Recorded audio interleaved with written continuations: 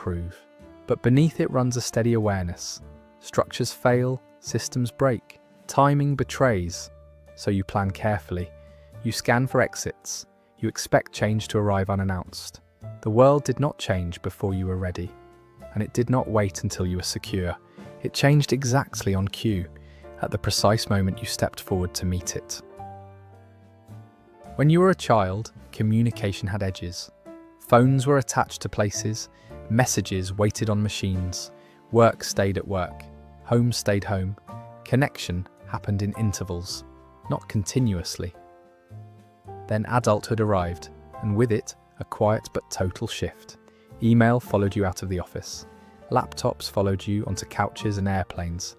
And eventually, the smartphone dissolved the last remaining boundary between presence and demand. For you, this was not normal. It was an intrusion that arrived after identity had already formed. You remember a time when being unreachable was ordinary, even expected.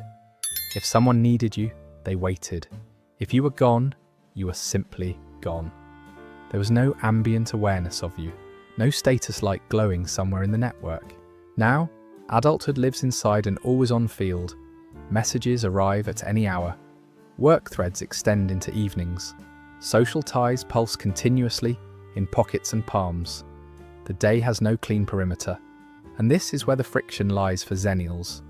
You adapted to constant connectivity, but you never internalized it as natural. Part of your nervous system still expects intervals, pauses, offline stretches, spaces where attention can rest without vigilance. But the modern environment rarely grants them. So you carry a low-grade cognitive tension, the memory of bounded communication inside a life of perpetual reachability.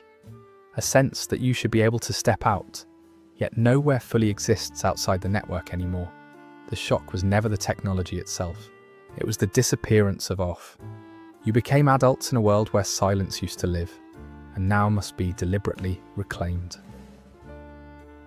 When you look at your child's world, you're looking at a childhood that is structurally different from your own. You remember bikes without tracking apps, afternoons without supervision, friendships negotiated face-to-face without digital witnesses. But the children you are raising live inside networks from the beginning. Their friendships extend through devices. Their risks travel faster. Their mistakes can persist. Childhood itself is now partially public, partially archived, partially mediated. And this creates a quiet parental dissonance, because part of you still measures real childhood by analog standards, outdoor autonomy, unstructured time, private experimentation. You want to give them the freedom you had, the boredom that shaped you, the offline space where identity could unfold slowly, without audience. Yet you also know the environment has changed. To remove them from digital life entirely is to isolate them. To immerse them fully is to expose them. So you parent across worlds. You translate dangers your parents never had to explain. Algorithms, permanence, strangers without faces. You also try to preserve experiences your children may never naturally encounter. Unplugged play, waiting, being unreachable. Beneath this balancing act lives something rarely named, a form of generational contrast grief. Not for your own childhood, but for the knowledge that its conditions cannot be recreated intact for them. So you improvise. Boundaries here, permissions there, screens negotiated, outdoors encouraged. You are raising digital natives with analog memory and holding quietly the responsibility of remembering what childhood felt like before it was connected. At work, generational lines often run quietly through the room. On one side, colleagues shaped before digital acceleration, valuing hierarchy, tenure, clear boundaries between roles. On the other, those who grew up inside networks, fluent in rapid change, fluid identity, constant iteration. And you stand between them. You understand the analog logic of structure and loyalty. You also understand the digital logic of speed and flexibility. So you translate. You explain to older leaders why attention cannot be commanded indefinitely in an always-on culture. why late-night emails ripple through teams long after they are sent. And you explain to younger co-workers why some systems still move slowly, why trust accrues over time, why presence sometimes matters beyond output. This is not just skill, it is cognitive positioning. Your mind was formed across two operational models of society, industrial and digital, and learned to navigate both without fully discarding either. Psychologists would call this cognitive flexibility, the ability to shift frameworks, integrate perspectives, hold contradictions without collapse. For Xennials, it is less a learned competency than an environmental adaptation.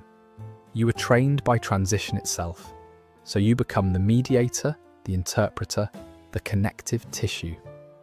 Meetings settle when you reframe. Projects align when you translate expectations. Tension eases when someone understands both sides exist in your explanation. But bridges are rarely noticed unless they fail. Their work is to carry movement quietly. You operate in that same space, linking timelines, translating norms, stabilizing change. Not because you were assigned the role, but because your experience naturally spans divides others inhabit separately. You are not merely between generations at work. You are the architecture that lets them function together. By midlife, many responsibilities accumulate, but for Xennials, they often converge.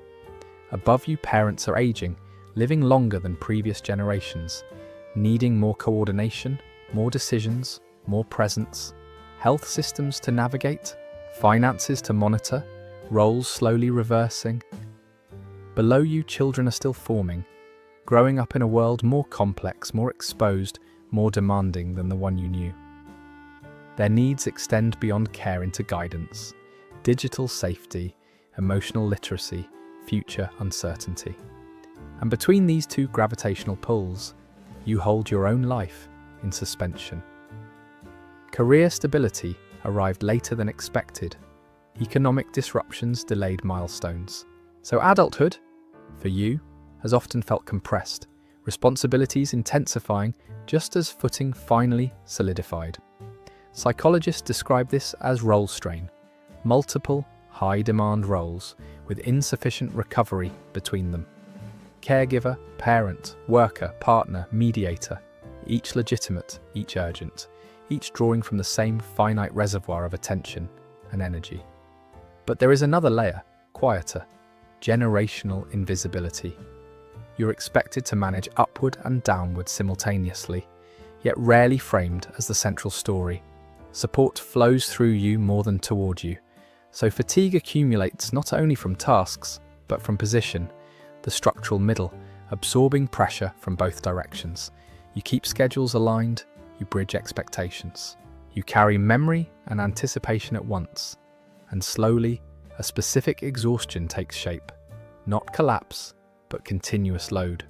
The weight of holding two generations while still becoming yourself.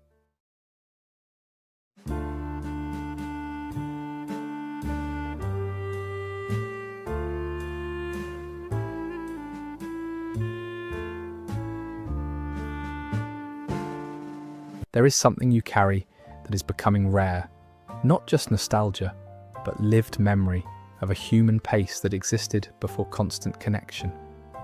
You remember days that unfolded without interruption, friendships that deepened without documentation, thoughts that formed slowly, unshared, unobserved. You remember what it felt like to be unreachable, and for that to be ordinary. As the world moves further into continuous presence, your memories become more than personal history. They are cultural memory, evidence that attention once had margins, that boredom once opened into imagination, that identity could form without audience or archive. You are among the last adults whose inner life began in that analog quiet. After you, childhood starts already connected, already searchable, already seen. And this is why your experience matters now more than ever. Because in a hyper-digital age, the future still needs people who remember the value of pause, of offline space, of human contact that exists without mediation. So if you recognize yourself here, in this bridge between eras, You are not invisible. You are continuity. If this reflection resonated, you might want to stay. This channel explores the quiet psychology of how we change with the world and how we remain human inside it. You can subscribe if you'd like to continue these deep dives together, and I'd love to hear from you. If you're a Xennial, what is one analog memory you still carry vividly? Share it in the comments. Let's map the last unconnected childhood while it's still within living reach. Thank you for watching.